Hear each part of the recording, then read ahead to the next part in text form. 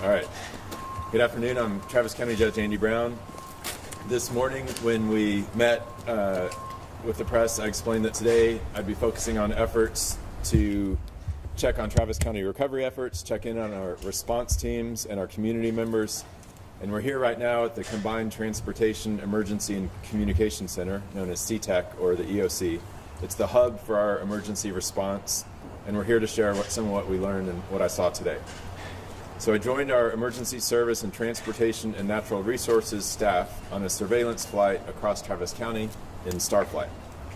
We have 3 Starflight helicopters. We used one of the 3. Our teams are tired, but they couldn't be more dedicated to our community. And I couldn't be more proud or grateful of the efforts of our county staff and our city staff. I spoke with some experts at the county about the types of recovery efforts that we need to undertake, particularly woody debris removal and the potential impacts of those efforts as it relates to future resiliency in terms of fires, things like that, and the increased fire risk. I had a bird's eye view of the impact of the storm and the response.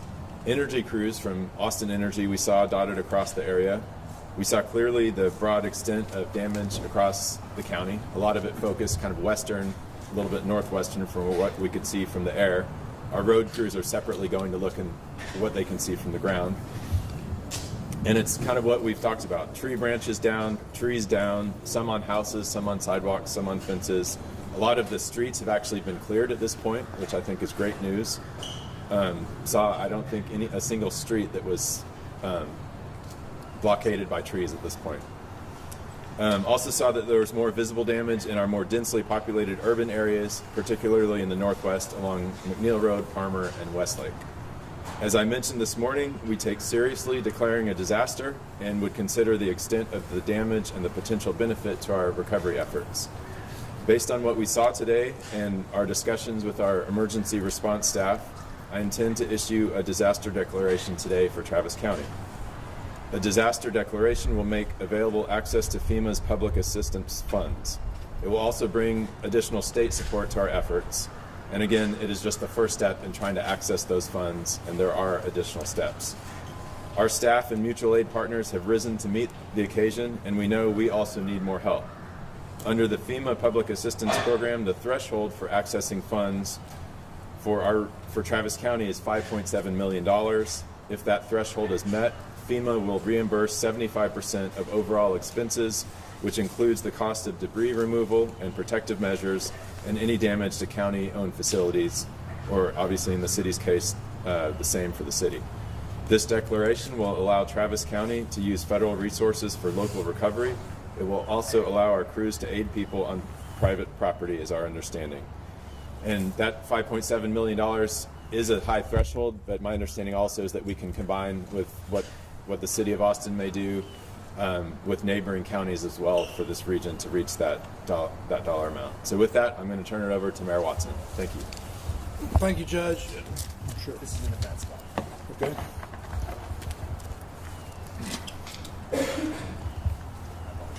No problem.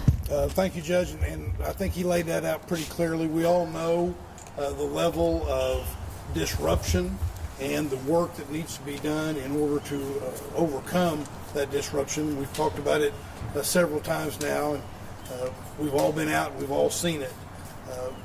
So it's time for us to do this. As I pointed out this morning, one of the reasons that we're doing it now is because frankly, you need to get through some of this so that you can actually assess the level of damage. And now we have, with a little bit better weather, with quite a bit better weather, we have the ability to assess that. So I also will today be signing and proclaiming that a disaster so that we'll have access to the funds that the judge just laid out. Thank you. Senator Spencer, do you want to say anything? Just appreciate the assistance that we often get from our partners, both at the federal level, the state level, and so we are in constant communication with both our surrounding counties, but then at the state level as well. And so this helps us ensure that that continues, and that type of mutual aid is very critical during these times of emergency. So with that, we'll take any questions.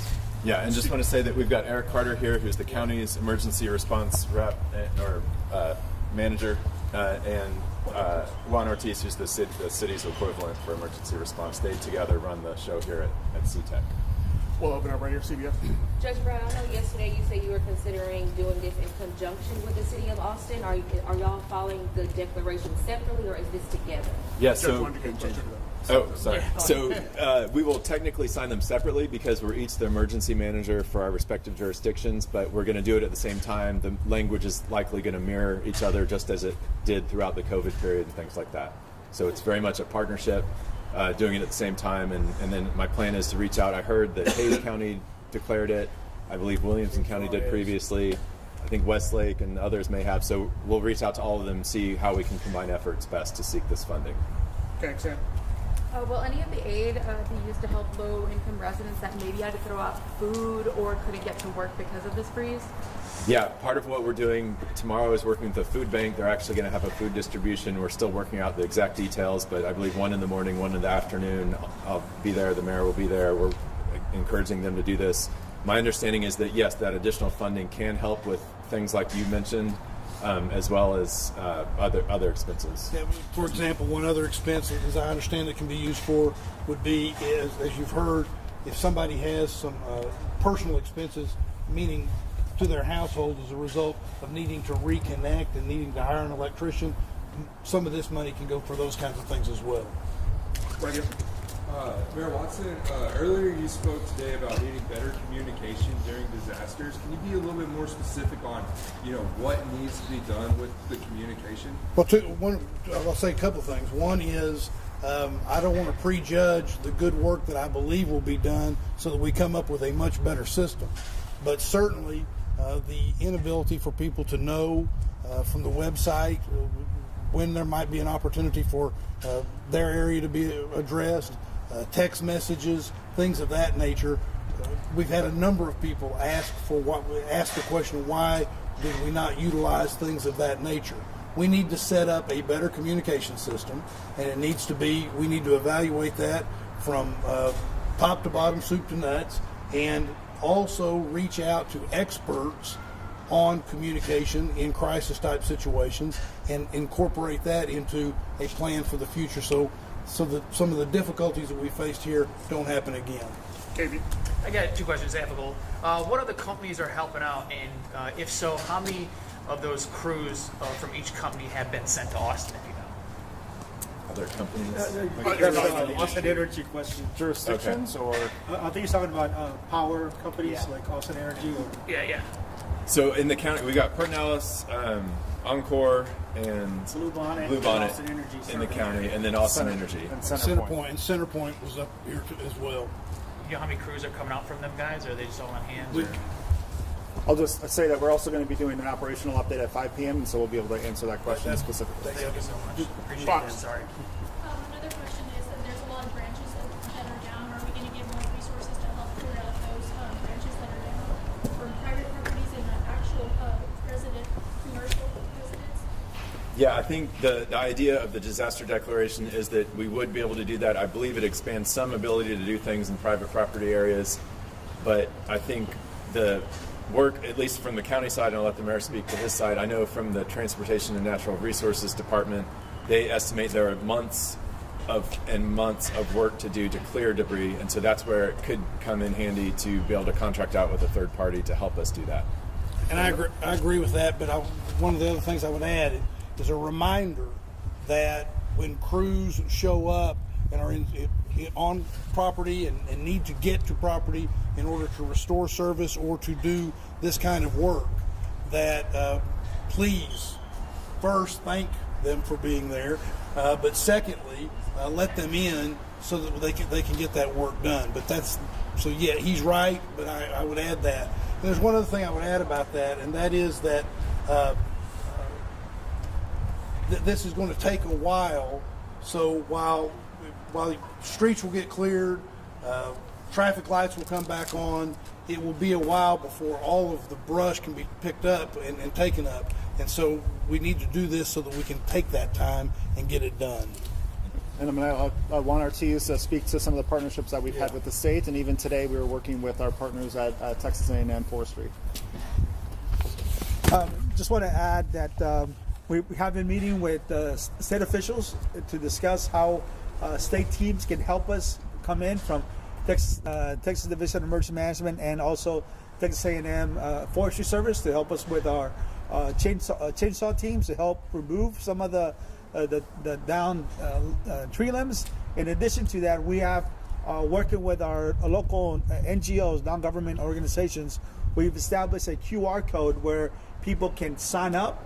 If those that have financial constraints or maybe disabled can get assistance in getting other volunteer organizations to come in and help them cut some of those trees in the backyards and push it off to the curbside. In addition to that, we're going to be making requests for other state assistance, asking for teams like Team Rubicon and also Texas Baptist Men that have chainsaw crews to come into our area and help with the private residential debris removal, cutting those trees down and pushing up to the curbside as well. Right over. So people are in need of immediate assistance. How soon are we expecting for them to get these resources that are from the emergency declaration? Is it right away or? So I think we're going to get resources right now of the city and the county staff are already out there working. And like I said today, observing it from above, it did not seem to me that there were any roads that still had trees across them. So it looks like the city, frankly, and the county have both done a good job of clearing out roadways. There's obviously still power out in places. There are trees down in places.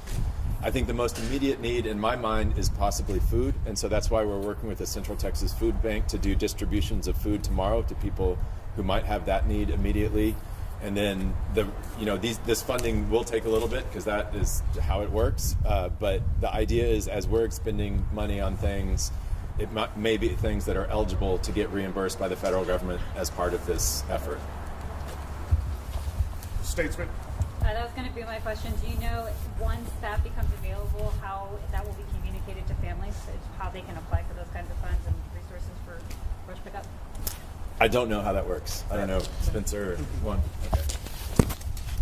So once, if there is a presidential disaster declaration and the certain programs are made available to our community, we're going to be communicating that to the local media, to our websites, to the local newspapers, radio, advertisements, every possible way. We will also be looking to establish a multi-agency resource center so that information can be made available. And teams are working in this building here to identify a plan on how that multi-agency resource center capability can be mobile and go to the different parts of the city and the county and offer an opportunity to people to come in and make connections with the local agencies that have programs here today, and then also programs that may become available in the future.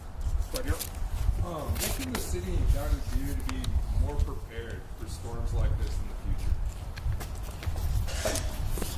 You know, we've learned a lot from Winter Storm Uri, and we launched a campaign. That's the Get Ready Central Texas campaign. There's an app that people can download so you can find out exactly what you need to do. There are 4 pillars of preparedness. It talks about a family disaster plan, emergency resource kit, how to stay connected, and how to get out and get to know your neighbor, because we're a community and we got to help each other. Right, we all in these situations we all come together and we help each other, and those 4 pillars of preparedness are the principal starting point of how we need to be, what we can do to be better prepared. Eric, I don't know if anything else you want to add? No, Juan, you covered it. I would just add, in terms of resources and the immediate availability of resources, continue to monitor the website, just like Mayor Watson and the other leaders up here have talked about. We're continuing to reinforce those information. If you look on the city website, the county website, we've already put out information related to how folks can match up with as Juan has told you, a need for individuals who may need help cutting debris, to do the immediate emergency need of clearing driveways, getting access to your home with volunteer agencies. Our city crews, our county crews are hitting the streets. They're clearing those roads. So that's the good news, right? We're taking care of that immediate access stuff, and that's happening as we speak. We're going to get through this. There's a lot of activity going on. The utilities are still hard at work. We just ask that everybody keep working hard, work together, as Juan said, as families, as neighbors, and we'll get through this. But I want to answer about prevention and not just reaction after something like this happens. As I've said before, there's going to be an after-action report that will be done that will look at what happened, when it happened, what else could have been done, why certain things weren't done, and put, in my view, that will be something that needs to be done. It needs to be done fairly rapidly because we could have other weather events. And we don't want to take a long time to put together an after-action plan. But in order to address certain needs, we need to have that plan in place so that in the future it'll be available to us. But the second thing is, it will be things like what you've heard over and over again, which is, what do we do with vegetation?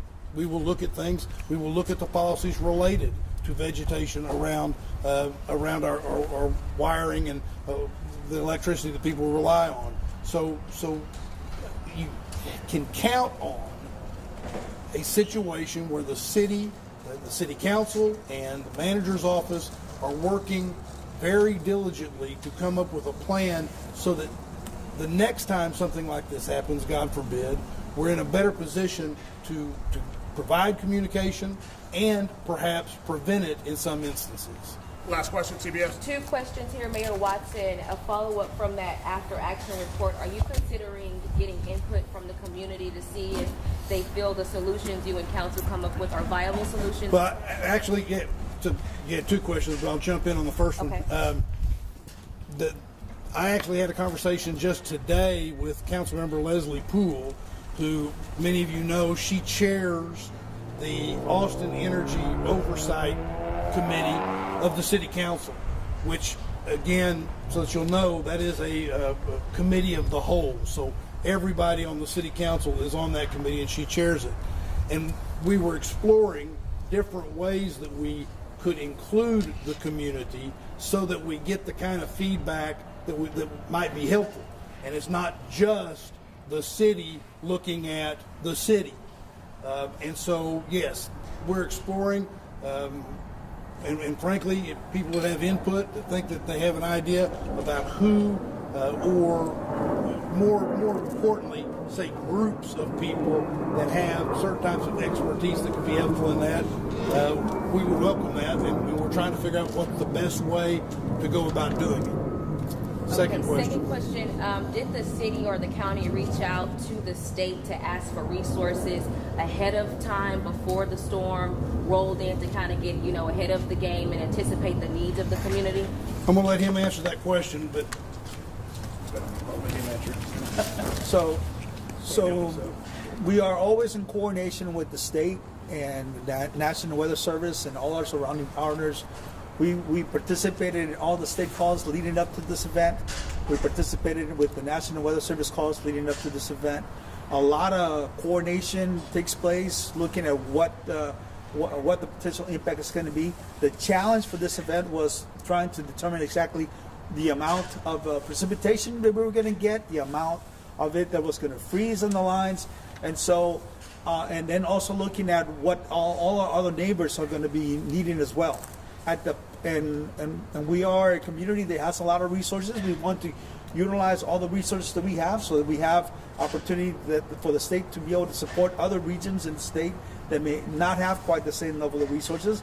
But at the point that we need resources, like where we are today, we've made a request to the state of Texas, and the state of Texas has also been here with us, and we have teams coming in to help us in the areas where we need assistance at this point. All right, thank you all. If you all have any follow-up questions, there are city and county communication staff that can help you all answer those questions. And there's a 5 o'clock press conference that you'll have the manager and Austin Energy and for technical questions that you might have about where we are. Thank you all. Thank you. Señores, prácticamente la información que tenemos ahorita es que Austin ha hecho una declaración. Queremos ver si podemos hablar con después.